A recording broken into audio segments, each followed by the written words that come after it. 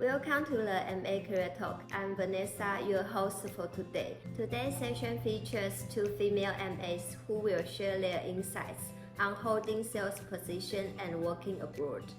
Let's welcome Phoenix and Teresa. Hello everyone, I'm Phoenix. I'm the first generation of Chinese MA program. I joined Chinese since 2013 and currently I'm stationed in Thailand from 2015 for totally 8 years. First, I worked in the sales department for 5 years, followed by 2 years in credit department, and currently I'm transit to planning department. And hello everyone, this is Teresa, and I joined Chinese in 2014 as the second batch of management associate. And this year marks my 10 years with the company. And this job is also my first job after graduation. After 2 years of training in Taiwan, I was assigned to various locations in mainland China, starting from Suzhou, Guangzhou, and later transferred to project department at Shanghai. Throughout these 10 years, my primary focus has been on business operations. When Teresa was assigned to China, what were your family's thoughts at that time? Did they concern about the potential challenges or inconvenience for a female living overseas?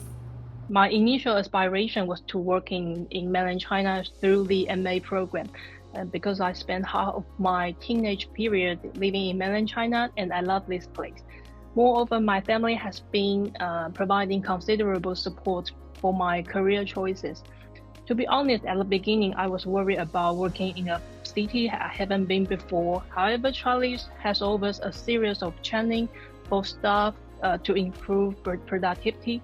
Besides, Chinese offers appropriate incentives and attractive benefits like retirement account and health care. My supervisor always been so supportive and helpful. Over time, I'm being accustomed to exploring different places, working in various cities. Actually, my family is quite chill. They are very supportive for whatever decision I make. Because I have ever been to Finland for half a year as an exchange student and go to work and travel in USA, volunteering in Nepal. So actually it's okay for me to live abroad alone. And back in 10 years ago, the salary level in Taiwan is not so good. So I heard about the Chinese expansion plan to the world. I think it's a good career path for me other than other local company. I got stationed in Thailand. I found out that companies support my rental and give me tickets to go back to Taiwan. And even I have some compensation after I get married. So actually it saved a lot for me. In addition that after station in Thailand, I got some salary addition compared to my friends in Taiwan who are in the same industry and in same level. I think I can save a lot and got a lot too. So now stationed in Thailand, my family just came to Thailand and meet me for maybe 2 to 3 times a year. And I just bring them to a lot of places such as Kanchanaburi or Hua Hin. I quite like the life here. I'm curious about the experience when you started working abroad. What did you learn during your time overseas? When I first arrived Thailand, I can't speak Thai at all. Although some my local colleagues can speak in English, but they are in minority. So actually it's quite a challenge for me first in Thailand. But luckily that company just have some language support. Arrange a Thai teacher to come to office to teach us Thai. It's quite help a lot. The most important learning is happen in the practical workplace. And the other thing is that the way of interact with clients is quite different. Because a lot of business owners from Taiwan or from China, they all know that for a foreigner working in a country that speak in foreign languages is quite a challenge. So even though the deal is not go through, they are still willing to sit down with you and have a cup of tea. It's quite different in finding customer in Thailand. And actually, language hasn't been an issue in my assignment. However, starting out business still could be challenging due to unfamiliarity with many industries and the communication with people with cultural differences. For example, in Taiwan, even if someone doesn't want to cooperate, they will just say, thank you, no need. They usually express it indirectly and politely. However, it's usually not so certain here. Responses are less predictable. And as time goes by, I got better at doing business here. I currently leading a team of 3, including some born in 2000s, usually are new graduates. Bridging the generation gap is constant consideration, and I believe leading by example is crucial for their learning. Phoenix, do you have any interesting experience in Thailand? I have 2 stories that I can share to everybody. The first one is once I want to visit a customer, the GPS just lead me to a middle of field and make me stuck in the field. Luckily, the Thai people is incredibly friendly and they drive through and saw me stuck at that.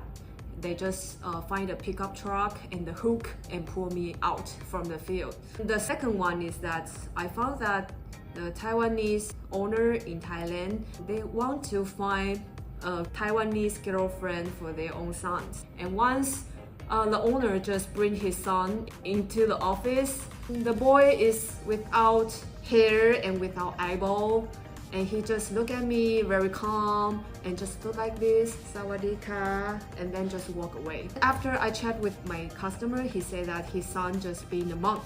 It's a very impressive experience, can only met when you are in foreign country. Given that both of you are working overseas on your own, how do you build your network? In my younger years, after work, I would socialize with colleagues, going for dinners or hitting the bars. It can be challenging with frequent city transfer. Over time, I have developed local friendships, though there are pros and cons. The good side is that I have friends in every place, but the bad side is that I have to spend some effort to maintain connections. It's a balancing act. After being stationed in Thailand, I found out that I have a lot of personal times because my familiar friends and my family, they are not nearby. So actually I have a lot of times to allow me to hit the gym more frequently, and even I have more time to learn something that I'm really interested in. So yeah, I'm really enjoying the life to station in Thailand. And as we wrap up, could you give some advice for female who wants to join MA program? Being stationed abroad requires you to be like a sponge, not free from the constraints of existing ideas. What you take for granted might be visible in the local context. It is crucial to exhibit some open and listening attitude and absorb some ideas that from your local colleagues. That is quite important. I believe girls who join MA program can truly cultivate an independent, self-reliant personality. For me this year, from moving to a city within 2 days or organizing team activities, each move is a chance to level up and to grow. Working in Chinese for me isn't just a job, it's a journey of determination and ambition. So ready for the challenge, ready for the wins. Let's keep this story rolling. It seems like a fantastic opportunity to step out of your comfort zone. Thank you, Phoenix and Teresa, for sharing your experience. For more information about the MA program, please stay tuned and follow us on Instagram and YouTube channel.